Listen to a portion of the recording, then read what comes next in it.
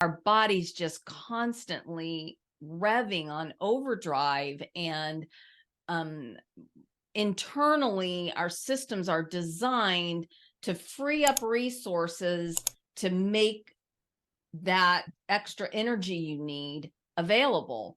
And so essentially your immune system gets taken offline, your digestion slows down, all these functions that need to be working properly to rest and digest and regenerate, just simply don't work when we're under chronic stress. And so um, people really have to learn to understand or recognize the signs that their body is sending them that stress is becoming toxic. Oh, that's a good point. What are the signs? And I think it's important. How do you deal with stress? How do you take things on? Because two different people can go through the same exact thing and they will take it on completely differently. Maybe one's not stressed about it while the other one is. So, is there a conversation? How are we taking things on? And then what do we do with it? How do we change that narrative in our own mind of, I'm taking this on stressfully, or instead of, you know what, that happened and now I can move on and, things happen. There's a whole difference in attitude. So, that's the causer of stress is how you're taking things on.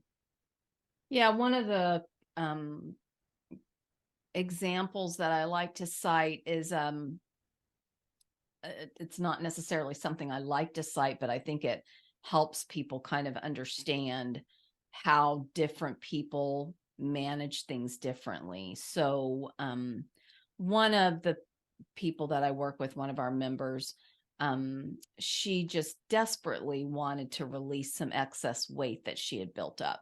And it's really common for women to accumulate weight when they go through a stressful period. This process of all of our regeneration not happening and digestion slowing down and everything just tends to accumulate weight fairly quickly. And so she and her husband had gone through this stressful period and they had both gained a lot of weight.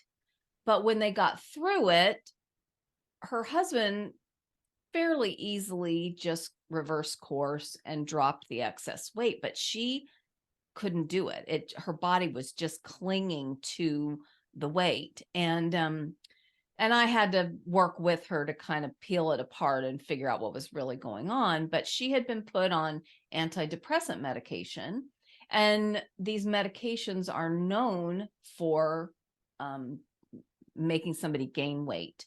And so it's the chemical toxicity and how it changes the way your body processes things that tend to lend itself to that happening.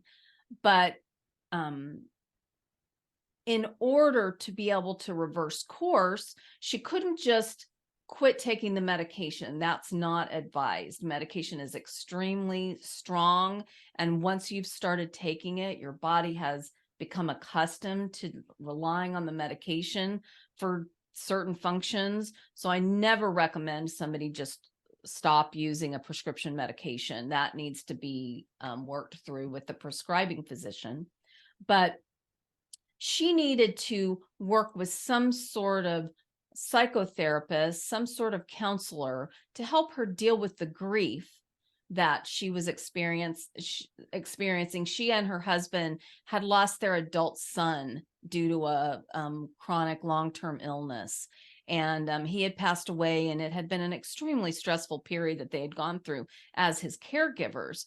And so, understandably, it was very traumatic, and she needed help to work through it. And uh, it's common for medication to be prescribed and not address it in a more long-term sustainable way. And so, she may have needed medication in the short term while she was going through Mhm. counseling therapy to help her work through it.